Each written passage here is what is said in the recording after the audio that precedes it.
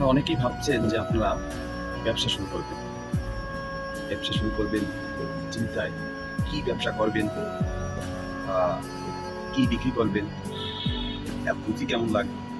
এই বিষয়টা আমাদের অনেকের মাঝেই একটি খুবই যারা ব্যবসা করবো বা ব্যবসা ইচ্ছুক, এটা নিয়ে অনেক আমরা চিন্তা। আসলে কি এই ব্যবসা শুরু করতে আপনার কি বিক্রি করবেন এটা কিন্তু গুরুত্বপূর্ণ, আপনার পুঁজিটা কিন্তু খুবই গুরুত্বপূর্ণ। আসলে না, আপনি ব্যবসা করবেন, কি বিক্রি করবেন, কত টাকা দরকার, এই চিন্তা ব্যবসা শুরুতে আপনার করার দরকার নেই। কারণ এটা গুরুত্বপূর্ণ। গুরুত্বপূর্ণ হচ্ছে আপনি আপনার পণ্য কিভাবে বিক্রি করবেন।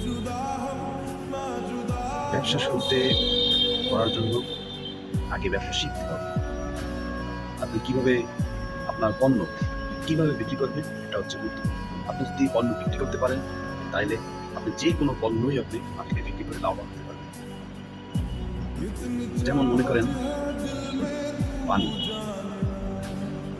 1990 সাল পর্যন্ত বাংলাদেশের মানুষ ভাবতো না যে পানি মানুষ টাকা দিয়ে কিনে খাবে, সেখানে পানি ঘর থেকে বের হলেই টিউবওয়েল বা বিভিন্ন দোকানে ফ্রিতে পানি রাখে।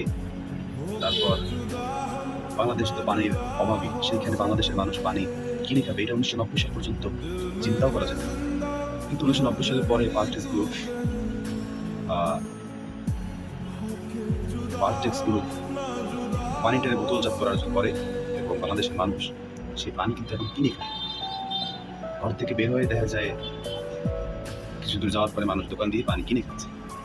এর কারণ হচ্ছে তারা পণ্যটাকে বিক্রি করার উপায় জেনেছে, কিভাবে মার্কেটিং করেছে, এটা কিন্তু মূল বিষয়। পানির কিন্তু বাংলাদেশে এত পানি থাকা সত্ত্বেও মানুষ পানি কিনে খাচ্ছে, এর কারণ তাদের কৌশলী না হলে আপনি আপনার ব্যবসা যত টাকা পুঁজি খাটান, যত কিছু করেন, আপনি ব্যবসায় গ্রো করতে পারবেন, ব্যবসায় লাভবান হবেন যদি আপনি কৌশল না জানেন। আর যদি কৌশল আপনার জানা থাকে, আপনি সামান্য যে কোনো জিনিসই আপনি দিয়ে ব্যবসা শুরু করে আপনি আপনার সফলতা অর্জন করতে পারবেন।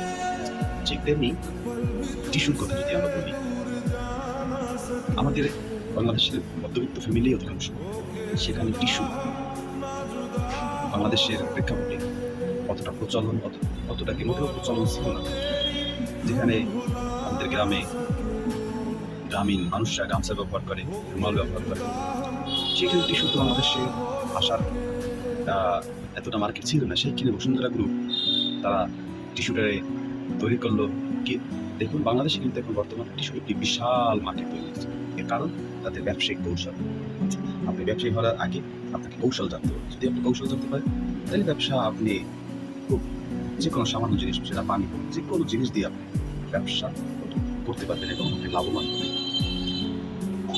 ঠিক তেমনি একটা সময় বাংলাদেশের মার্কেটে সাবানের কথা যদি বলি, সাবান বাংলাদেশের মার্কেট দখল করে রেখেছিল লাক্সের বাইরে বাংলাদেশের অন্য সাবান, বাংলাদেশে কিন্তু কোনো সাবান বাংলাদেশে এসে ওভাবে মার্কেট হতে পারছিল না। ঠিক লাক্সের বিপরীতে অ্যারোমেটিক্স একটা সাবান নিয়ে আসলো। সে সাবানটা তারা একটি ব্যবসা বাংলাদেশে শুরু করার আগে অনেকেই তাদেরকে বিভিন্নভাবে বলছে যে লাক্সের এত বড় মার্কেট, সেখানে আপনারা সাবান বিক্রি করবেন। কিন্তু তারা কিন্তু তাদের কৌশল অবলম্বন করছে। লাক্সের বাইরে কোম্পানি তারা ব্যবসার একটা সাবান তৈরি করে, সে সাবানে তারা একটি শব্দ জুড়ে দিল, এটা হচ্ছে কি 100% হালাল সাবান। তারা কিন্তু বলে নাই লাক্স 100% হালাল না বা অন্য কোনো কিছু। তারা তাদের কাছে বললো যে 100% হালাল সাবান। বাংলাদেশের প্রায় 90% মানুষের জন্য বাংলাদেশের মার্কেট কিন্তু পুরো দূরত্বে লাক্সের বিপরীতে অ্যারোমেটিক্স সাবান চলে আসে, বাজারটা খুলে অনেকটাই নিয়ে নিয়েছে। সুতরাং আপনাকে ব্যবসা শুরু করার আগে কি ব্যবসা করবেন, কত টাকার দরকার, টাকা কোথায় পাবেন, কি বিক্রি করবেন, এই বিষয়গুলো না ভেবেই আপনি কিভাবে বিক্রি করবেন এটা গুরুত্ব দিন। আপনি আপনার ব্যবসায়িক কৌশল আগে নির্ধারণ করুন যে আমি আমার পণ্যটি এইভাবে এই সিস্টেমের মাধ্যমে আমি আমার পণ্যটি বিক্রি করবো, তাহলে আমি লাভবান। কিন্তু যদি আপনি পরিকল্পনা ব্যতীত ব্যবসা শুরু করেন, লক্ষ লক্ষ টাকা যদি খরচ করেন, সেখানে কিন্তু যদি আপনার কৌশলী না হন, সেখানে কিন্তু আপনি লাভবান হতে পারবেন না। সুতরাং ব্যবসা শুরুর আগে আপনাকে অবশ্যই গুরুত্ব দিতে হবে ব্যবসায় কৌশল সম্পর্কে, মার্কেটিং সম্পর্কে, ব্র্যান্ডিং সম্পর্কে। এই বিষয়গুলো গুরুত্ব দিয়ে ব্যবসা শুরু করতে হবে। সুতরাং ভালো থাকবেন, সুস্থ থাকবেন, সময় দেওয়ার জন্য ধন্যবাদ। আসসালামু আলাইকুম।